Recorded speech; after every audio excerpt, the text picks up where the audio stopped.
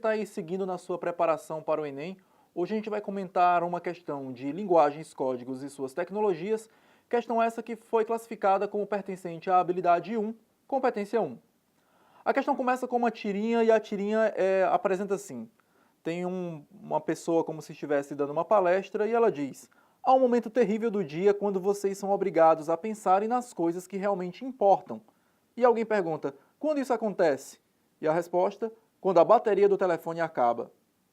Talvez o raciocínio inicial seja que a reflexão seria um pouco mais de âmbito filosófico, mas com o final existe uma maneira diferente de se fazer esse raciocínio filosófico. Na verdade, é trazido para o mundo real de uma maneira mais relacionada às tecnologias, algo pertinente à competência 1, para poder fazer essa reflexão. Então existe uma maneira diferente de se pensar. O raciocínio filosófico viria, mas não vem por conta dessa maneira mais tecnológica que é tratado o assunto. A gente tem então aqui o que a gente chama de quebra de expectativa, que é o que diz justamente a alternativa A. Porque a pergunta diz, observando a utilização dos recursos expressivos na construção da tira, podemos inferir que o humor foi construído através dessa quebra de expectativa, que é o que diz a alternativa A. Na alternativa B fala sobre ambiguidade, algo que não há na tira. A ironia também, na alternativa C, também não existe ironia nas falas das personagens. Hipérboles, que seria a figura de linguagem dos exageros, não é encontrado aqui. E a ausência de recursos icônicos na construção da mensagem, ou seja, o casamento entre imagem e texto. Isso é necessário justamente para que você possa entender quem é que está falando.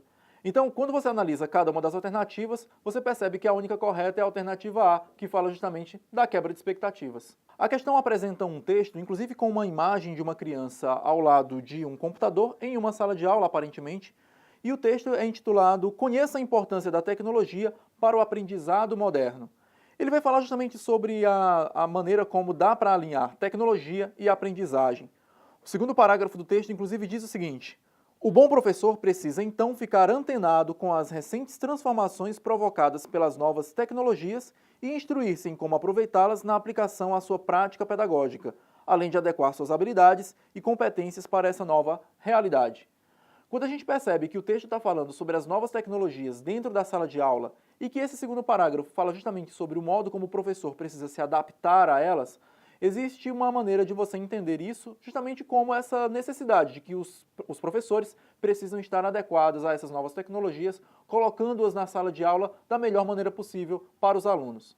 O enunciado da questão diz o seguinte: o fragmento acima, que foi lido, extraído de um texto em que se discute a relação entre novas tecnologias e educação, é um exemplo de recorrência aos conhecimentos sobre as linguagens dos sistemas de comunicação e informação, para aprimorar práticas pedagógicas. Por quê? Quando você analisa cada uma das alternativas, você percebe que a alternativa C é a única que condiz. Ela diz, apresenta o domínio das tecnologias como algo necessário aos docentes. Os docentes são os professores, e eles precisam estar justamente, como o texto diz, antenados com essas novas tecnologias. Quando você analisa os outros textos e diz que mostra a máquina como algo capaz de substituir o professor, não é isso que o texto falou. Na alternativa B, procura esclarecer que a tecnologia provoca desemprego. Não, não é exatamente isso, porque o professor pode adequar a tecnologia para dentro da sala e manter o seu emprego.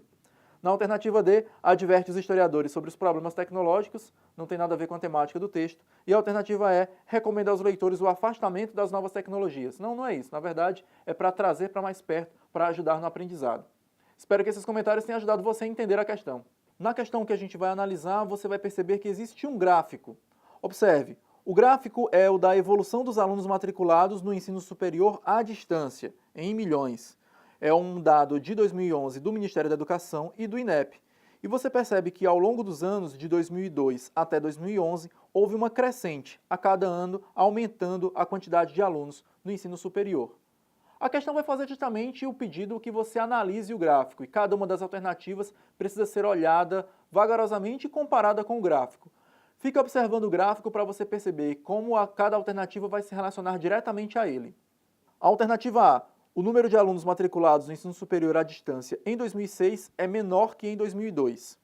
Quando você olha para 2006, você percebe que há 207 alunos e em 2002, 42. Então, não é menor. Alternativa B: em 2004, o número de alunos matriculados no ensino superior à distância dobrou em relação ao ano anterior. Em 2004, havia 60. No ano anterior, 50. Não era o dobro. Alternativa C. Em 2010, o número de alunos matriculados no ensino superior à distância reduziu 2 dígitos em relação ao ano anterior. Quando você olha para 2010, há 930 alunos. E não reduziu 2 dígitos, porque no ano anterior havia 838. Alternativa D. Em 2011, o número de alunos matriculados no ensino superior à distância atingiu seu ápice. E você percebe que, como o gráfico é uma crescente, 2011, ano de análise, é justamente o ano em que atinge o seu ápice. Essa seria a alternativa correta. Mas vamos ver a alternativa E. Através da análise, o número de alunos matriculados no ensino superior à distância reduziu nos últimos anos de pesquisa. Não, você percebe que a cada ano houve uma crescente. Então, quando você analisa, você vê que a questão é muito fácil, apenas de observação e análise do gráfico. A questão que a gente vai analisar apresenta uma tirinha. Observe.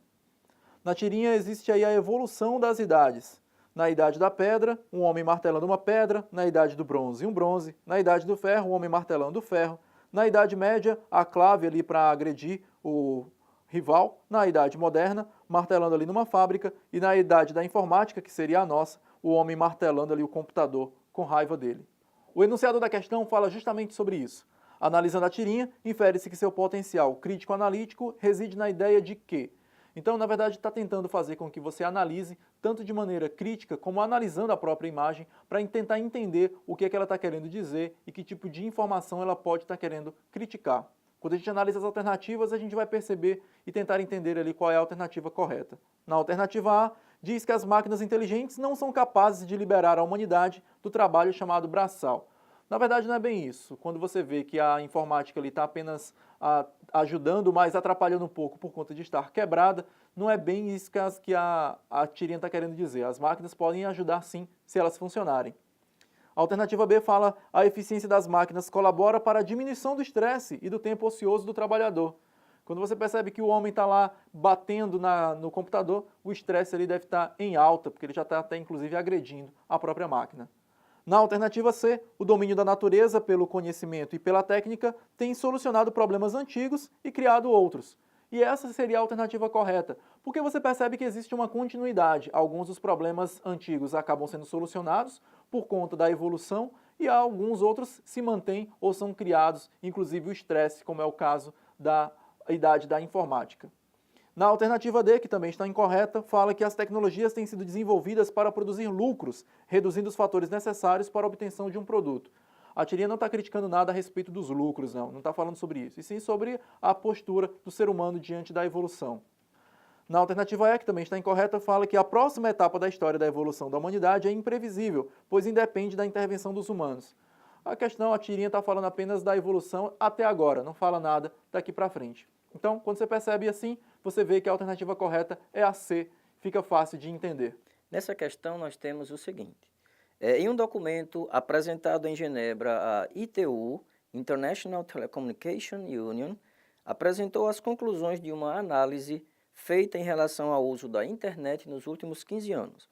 De acordo com o texto anterior, a internet, letra A, diz o seguinte: é utilizada atualmente por mais da metade da população mundial. É falsa essa opção, porque nós temos no comecinho logo do texto dizendo o seguinte: nearly half of the global population will be using the internet by the end of this year. Tradução: perto da metade da população mundial estará usando a internet, e não que já é utilizada atualmente, como afirma a opção A. Então, a opção A é errada. A opção B diz o seguinte: já está presente em 80% dos lares dos países em desenvolvimento. Nós vamos encontrar no texto justamente o seguinte: by the end of the year, 80% of households in developed countries. Então, aqui vai ser também no final do ano e não que já está presente em 80%. Por isso, é falsa essa opção.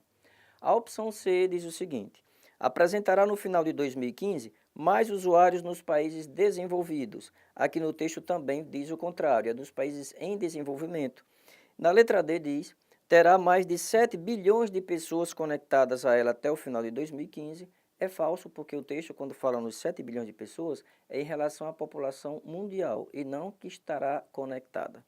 E a letra E, a opção E, diz que registrará no final de 2015 8 vezes mais usuários do que no ano 2000. É justamente o que nós encontramos no final do texto, quando diz o seguinte: in the year 2000, there were just 400 million internet users worldwide.